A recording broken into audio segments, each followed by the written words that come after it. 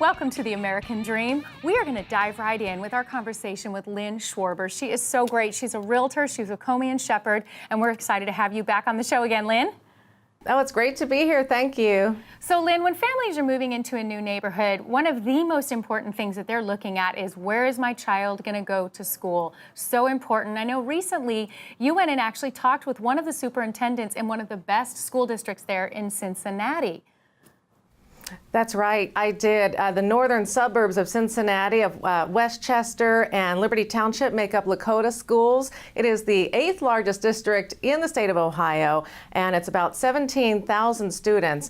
Matt Miller took over as superintendent less than 2 years ago. He's doing all kinds of positive things there. One of the first things he's done is take aim at the textbook. Awesome. Let's check that out.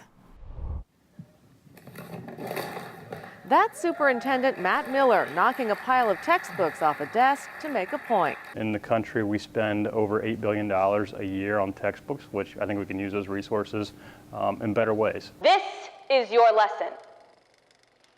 That's not how we do things around here. In this back-to-school video Miller produced for his staff, he portrays a stuffy old classroom, and he dares his teachers to be great, to innovate, and to make a difference. We embrace your frenzied passion. And I think we can do those things that are engaging to our kids and engaging to our staff. So it's not just somebody lecturing in front of a classroom, but let's get ourselves moving around with the kids. Let's talk about how we learn as adults, but also how our kids learn. So we're trying to challenge sort of the status quo, and we've been talking about going from status quo to status go, and what's the best opportunities and options that we can provide for our students.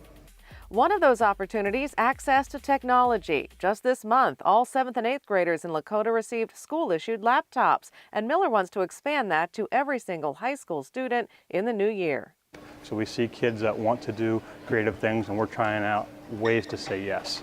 Coming up on A Look Around Lakota, history came alive at Independence Elementary School. One creative way Miller is using technology, his monthly video newsletter, and his massive presence on social media. We do that because there are great things that our kids do and our teachers are doing every single day. So when we use our hashtag #WeAreLakota, and you do a search by that on Facebook, or for right now on Twitter as well, when you do that, you can see what's going on in every single school and a whole lot of classrooms in our district every day. And so sometimes in public education, we don't talk about all the right things that we're doing and all the great opportunities we provide for our kids. And social media is an outlet where we can do that and say, look at what our kids are doing, look at what our teachers are doing. And I think that shows our community we have a really strong school system, so we want to tout that. Miller is also reaching out to the community with something called Communiversity, classes for parents or anyone who wants to learn more about Lakota schools. And we're also going to hit those heavy topics, like we're going to have social emotional lessons. We're going to talk about the drug crisis going on in not just our region, but across the country. They'll also talk about school safety. This year, Lakota added more resource officers, going from 10 to 18, one for each school campus. And students have formed Hope Squads this year, a peer-to-peer suicide prevention program. Students are trained to identify at-risk students, provide friendship, and seek help from an adult.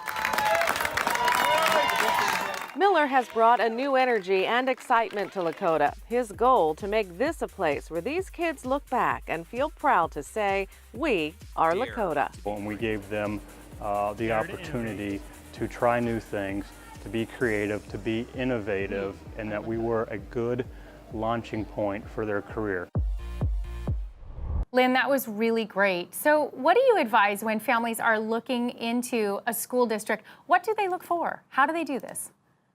Well, a lot of people don't realize that when you work with a realtor moving to a new home, realtors are not supposed to advise you on whether one school is better than another. So you really have to do your own research. You'll want to go online, check out the online website. They usually have a report card for every school. Check that out. And then go visit the school. Talk to some of the parents. That's really the best way to find out about the school and whether it's a good fit for your kids. Really great information, and it's so important that families always stay on top of what's going on with school districts and how to really do the best for their children. Thank you for bringing this up today.